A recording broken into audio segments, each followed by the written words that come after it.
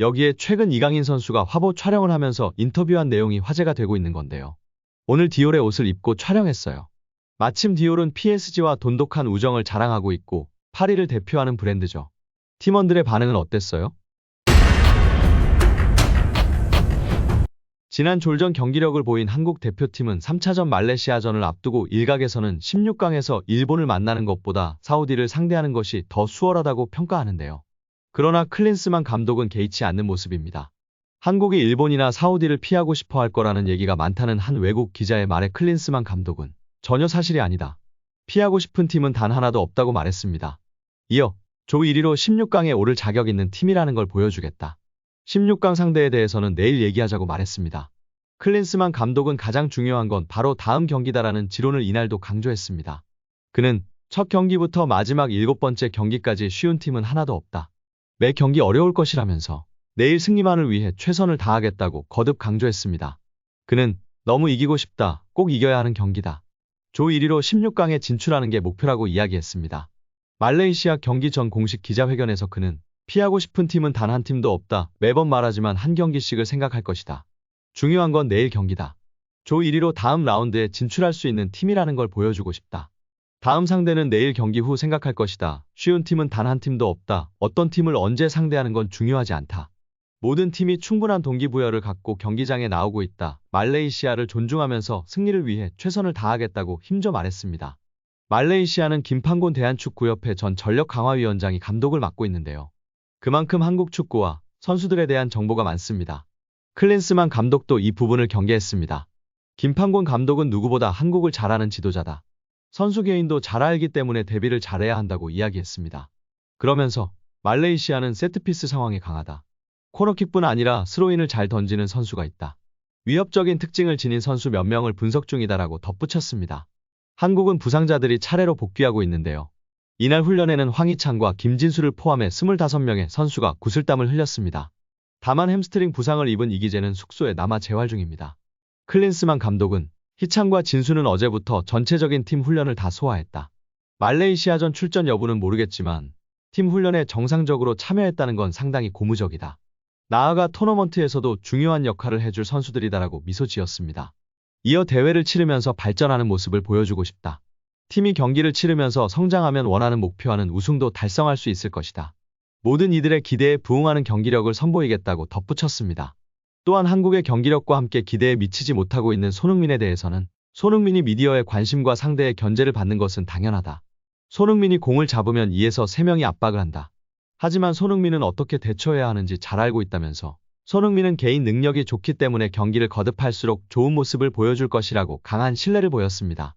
과연 말레이시아와의 경기는 어떻게 흘러갈까요? 대승으로 조 1위를 차지한 후 일본, 이란을 만나는 여정을 떠나게 될까요? 결국 조 2위로 사우디, 호주와 만나게 될까요?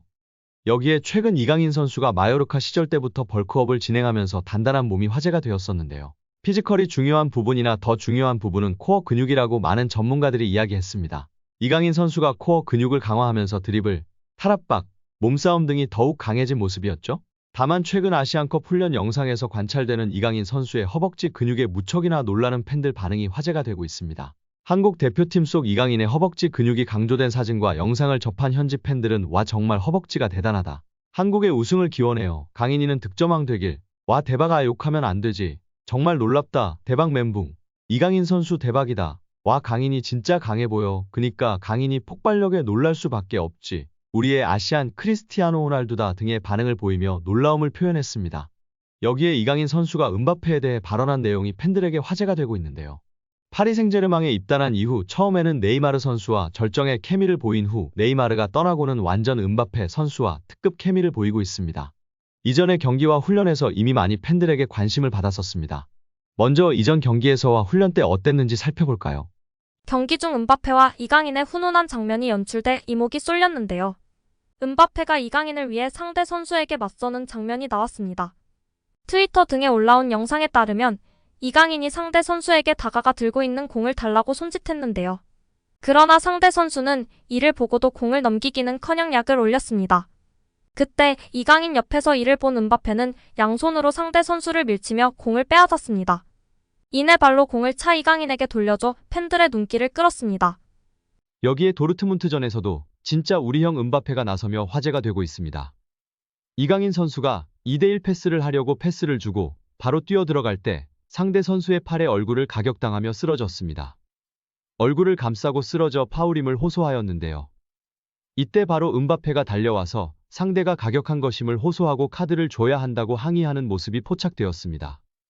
이 경기에서는 마르퀴뉴스가 주장이기 때문에 주장 자격으로 항의하는 것이 아니라 팀 동료로서 바로 옆에서 봤기 때문에 적극적으로 이강인을 보호하고 항의하는 은바페입니다.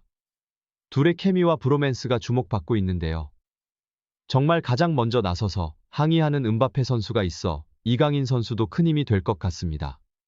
여기에 최근 이강인 선수가 화보 촬영을 하면서 인터뷰한 내용이 화제가 되고 있는 건데요. 오늘 디올의 옷을 입고 촬영했어요.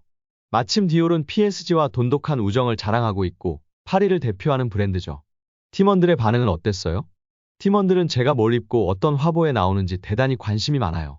다들 제 슛돌이 시절과 대표팀 사진을 찾아와서 놀리는데 이번 화보를 보면 분명 놀리고 웃고 떠들 생각부터 할 거예요. 특히 은바페 같은 프랑스 선수들이요. 은바페는 그냥 저를 놀리기 위해 태어난 것 같아요. 아마 제일 크게 웃고 떠들지 않을까요? 라는 인터뷰의 내용이 축구 커뮤니티에서 공유되며 화제가 되고 있습니다.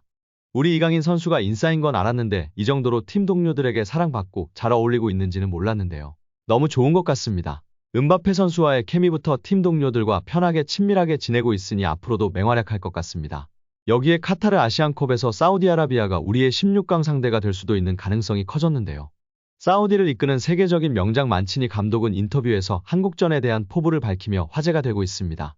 만치니 감독은 한국을 만날 수도 있다는 기자의 질문의 랭킹은 숫자일 뿐이라며 자신감을 내비쳤습니다. 사우디는 조별리그에서 2연승을 달리며 F조 1위로 16강 진출을 확정했습니다. 사우디는 태국과 3차전에서 비기기만 해도 1위를 지키는데 사우디가 F조 1위가 되고 현재 2조 2위인 우리 팀이 그대로 2위로 마치면 16강에서 맞붙게 됩니다. 사우디의 만치니 감독은 16강 상대가 될 수도 있는 한국에 대해 기자회견에서 이렇게 자신감을 드러냈습니다. 만치니 사우디아라비아 감독은 랭킹은 일본, 한국, 이란, 호주 순이고 우리는 한참 뒤처져 있지만 이 대회에선 어떤 일이든 일어날 수 있습니다. 라며 자신감을 내비쳤습니다. 우리가 말레이시아를 상대로 대승을 거두며 골득실에서 요르단을 제치고 조 1위가 될 경우 16강 상대는 일본이 확실시됩니다. 아시안컵 감독 연봉 순위 압도적 1위인 전 맨체스터시티 감독 만치니가 이끄는 사우디아라비아와의 16강을 치르고 이후 호주를 만나는 게 좋을까요? 아니면 16강에서 일본을 만난 후 이후 이란을 만나는 게 좋을까요? 여러분들의 생각은 어떠신가요? 오늘 영상은 여기까지입니다. 끝까지 시청해주셔서 감사합니다. 늘 건강하시고 더 좋은 영상으로 찾아뵙겠습니다. 구독과 좋아요도 잊지 마시고 부탁드립니다. 감사합니다.